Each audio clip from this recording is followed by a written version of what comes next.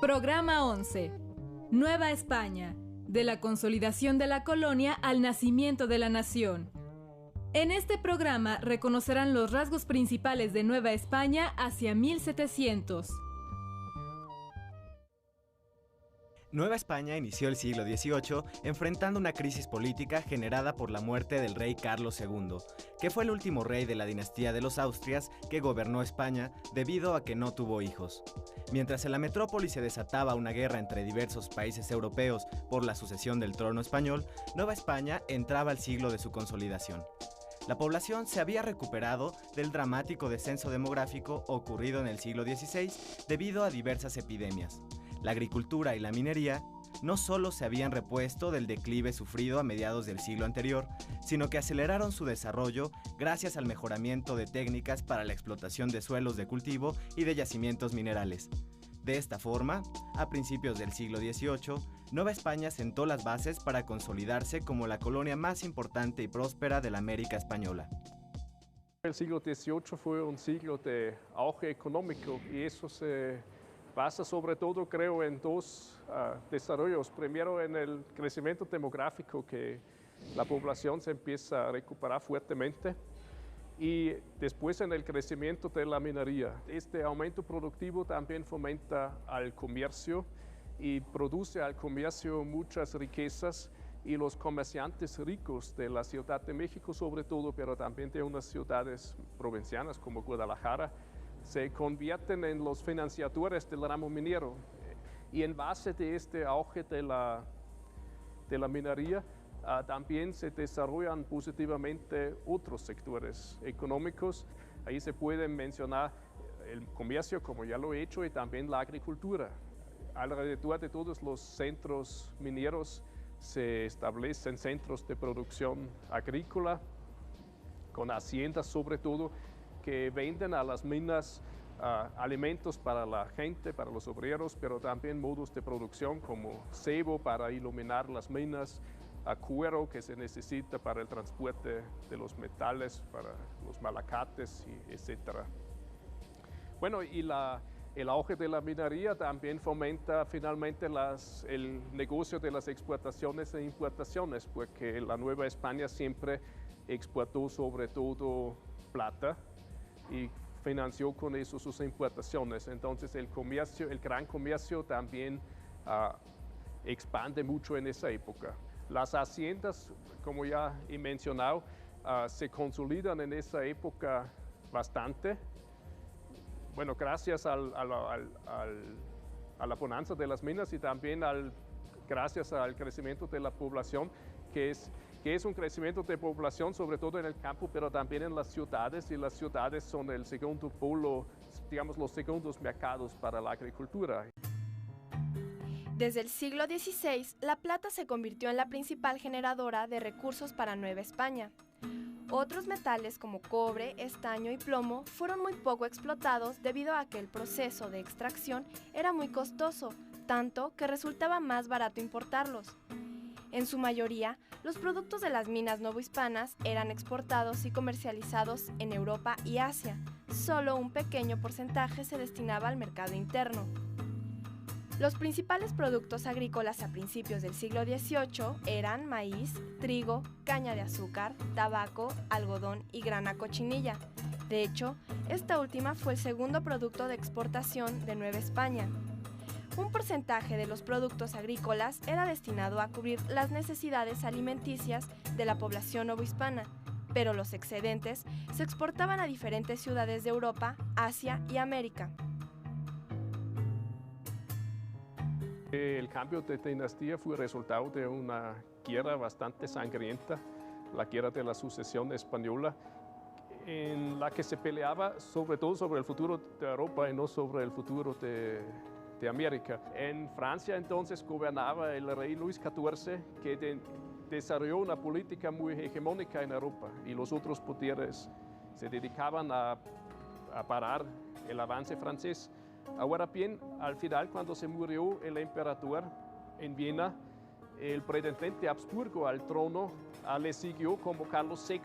Entonces Inglaterra y Holanda cambiaron de posición en este conflicto porque ahora temían que la corona imperial se reuniera con la corona española y finalmente se hizo una paz con Francia en que se concedió la corona española a Felipe V, el primer rey de la dinastía borbónica, pero a condición que nunca se reuniera esta corona con la corona francesa.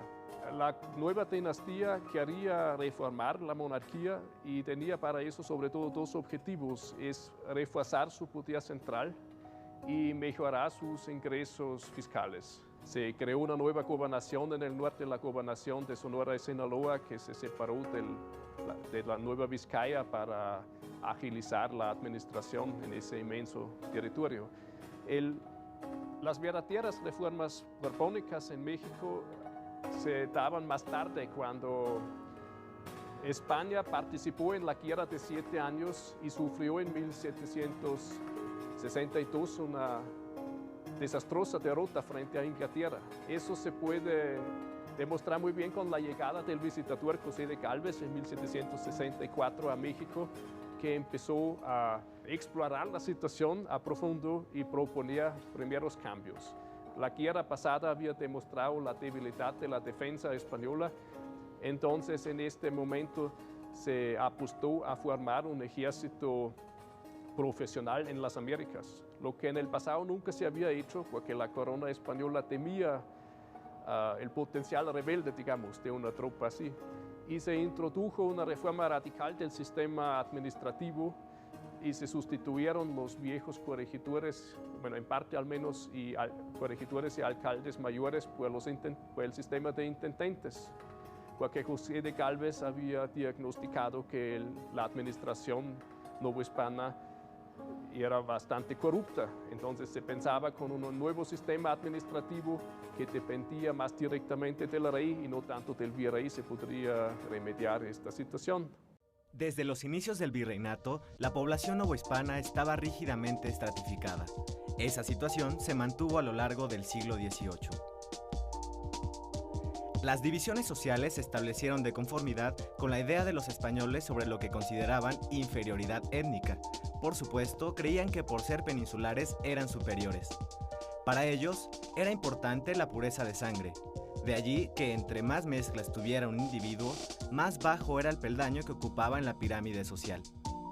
Pertenecer a un estrato o a otro determinaba el tipo de actividades que cada grupo tenía permitido realizar, las cosas que podía poseer, la cantidad de impuestos a pagar y la existencia o carencia de privilegios. Lo que se puede decir es que la sociedad novohispana fue, en primer lugar, extremadamente heterogéneo, fue una sociedad multicultural, en fin. Se quería dividir la sociedad en la República de los Indios, en la República de los Españoles, y a los negros africanos también se les tenía en su lugar. En la práctica eso no funcionó bien, porque esas categorías siempre quedaron bastante permeables y además había el crecimiento de la población mestiza o de las castas. Además había fuertes diferencias sociales, obviamente, y se puede decir que la población campesina, sobre todo, y eso es la población aplastante de la población novohispana, fueron todavía los indígenas. Y hay una cierta identificación entre población campesina y indígenas, aunque no 100%, había también indígenas en las ciudades donde vivían de forma bastante diferente que en el campo. La capa superior de la sociedad novohispana siguieron siendo, como en toda la colonia y más allá, incluso la gente identificada con los españoles, que fueron españoles tanto criollos como peninsulares, y estos intentaban reproducir formas de vida y simbologías de clase, de estatus, como se conocían en Europa. Y eso se notaba, por ejemplo, en la tendencia que la gente adinerada empezó a invertir fuertemente en tierras, porque la propiedad de tierra caracterizaba a la nobleza y la gente rica en Europa, y además compraban títulos nobiliarios. A principios del siglo XVIII comenzó a gestarse lo que posteriormente fue conocido como criollismo. Los criollos fueron un grupo dominante cuyos miembros, además de tener poder económico, desempeñaron diversos cargos administrativos, burocráticos y eclesiásticos dentro de las corporaciones novohispanas. Este sector estaba conformado por los hijos de los españoles peninsulares nacidos en América. El hecho de haber nacido y crecido en Nueva España llevó a muchos a considerar a la colonia su patria, lo que marcó una diferencia con el sentir de los peninsulares y sentó las bases del también llamado nacionalismo criollo. El criollismo es una cosa que empieza prácticamente con la conquista, porque ya a partir de este momento hay un cierto conflicto entre los españoles que han llegado a América y se consideran los que han conquistado, según ellos, con justa razón, las riquezas y el potencial de esta tierra, y tienen sus intereses, y hay un conflicto con los intereses de los españoles en España y la corona, que quiere reservar una considerable parte de ese potencial económico, sobre todo para sí.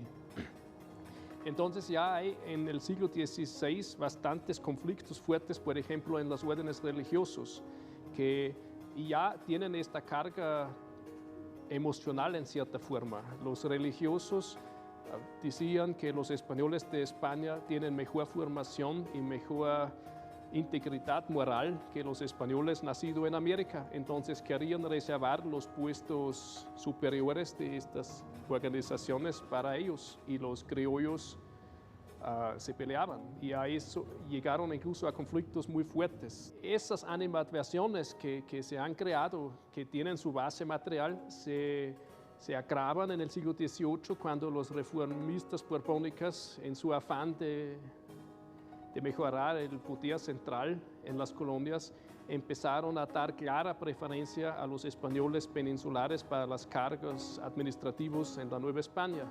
Digamos, la animadversión más emocional que había allí se carga cada vez más con intereses bastante concretos, y los criollos se sienten excluidos de posibilidades de ascenso social que según ellos les corresponden, porque ellos son los habitantes del país. Los criollos, aunque son los descendientes de los conquistadores, hay que decir eso en claro, empiezan desarrollar cierta identificación con el pasado indígena, hay que subrayar con el pasado, y sienten su dominio sobre México un poco en sucesión o en continuación del viejo imperio azteca. El siglo XVIII fue para Nueva España un periodo de consolidación y cambios. El crecimiento económico, entre otras cosas, permitió que la colonia se consolidara como la más rica y próspera de América.